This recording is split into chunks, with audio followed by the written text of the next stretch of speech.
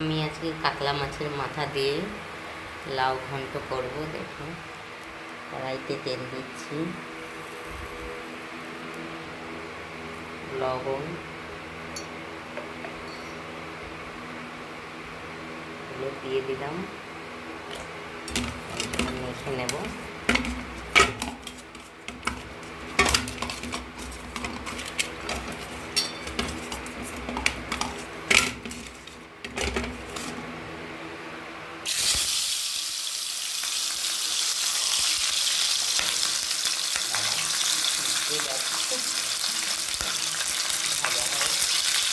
আমি লাউ ঘন্টর মশলাটা করে নেব। এর জন্য তেজপাতা কিন্তু অনেক ভালো, অনেক রোগ কিন্তু সারিয়ে দেয় আর খাওয়াও ভালো। আদা দিলাম, এরপর দিয়ে দেবো লঙ্কা আর টমেটো, একটু জল দিয়ে দেবো। এবার এটা পেস্ট করে নিয়ে আসি। আমি মাথা ভাজাটা হয়ে গেছে, কাতলা মাছে তুলে রাখবো। এখন দিয়ে দেবো জিরে,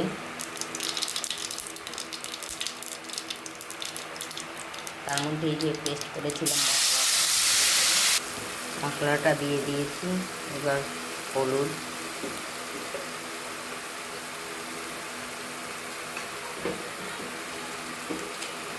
আর লবণ দেব।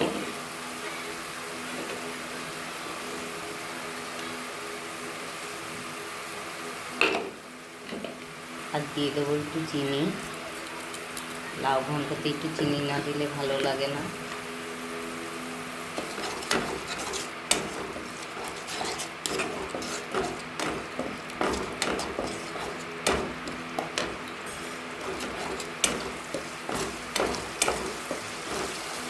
এরপর আমি মাছের মাথাটা দিয়ে দেবো। মাছের মাথাটা দিয়ে দিতে হবে, মাথার মধ্যে সব মশলাটা ঢুকবে। মাথাটা একটু ভেঙে দিলাম আমি।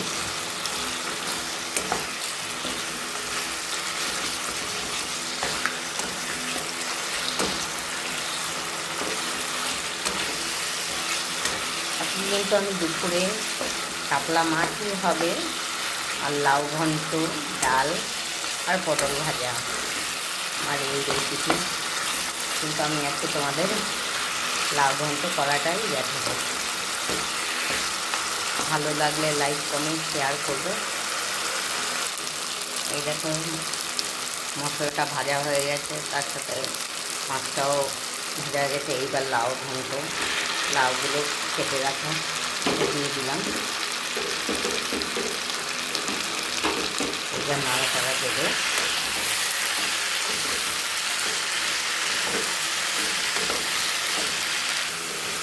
দেখো, আমি পুরো মশলার সাথে মাখিয়ে নিয়েছি।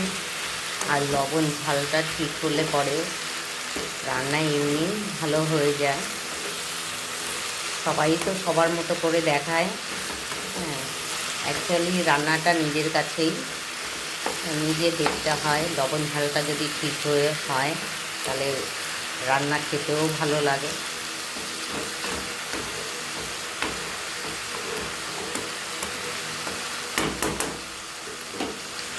মশলা ধোয়া জলটা আমি একটুখানি দিয়ে দেবো, দিয়ে ঢেকে দেবো। 10 মিনিট বাদে ফিরে আসবো। এবার তোমাদের ঢাকনা খুলে আমি দেখাবো। আর খুব ঠান্ডা লেগে গেছে, যে দেখতে পাচ্ছি।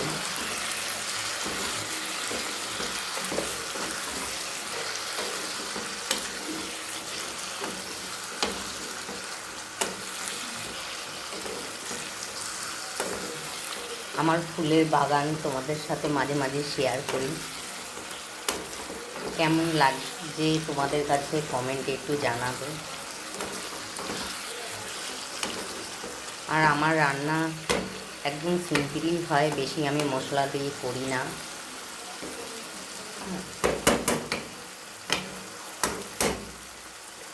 আবার একটুখানি ঢেকে দেবো। ঠিক আছে, আবার এসে গেছি।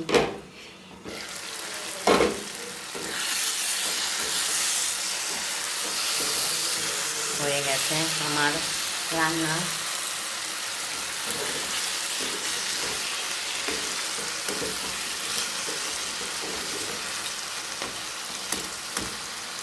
আমি এর মধ্যে সামান্য একটু ঘি দেব, ব্যাস। মোটাটা দিলাম না কেন, কাতলা মাছের যে সেন্টটা সেটাই চলে যাবে, ঠিক আছে?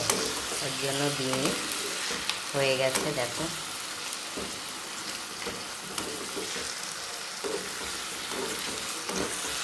একটু বাদেই আমি নামিয়ে দেব। দেখো আমার রান্না হয়ে গেছে, এবার আমি নামিয়ে তোমাদের লুকটা দেখো। এই যে ফাইনাল লুকটা দেখেছ। তোমাদের কাছে ভালো লাগলে লাইক, কমেন্ট, শেয়ার করো, আর চ্যানেলটা সাবস্ক্রাইব করে নিও। টাটা।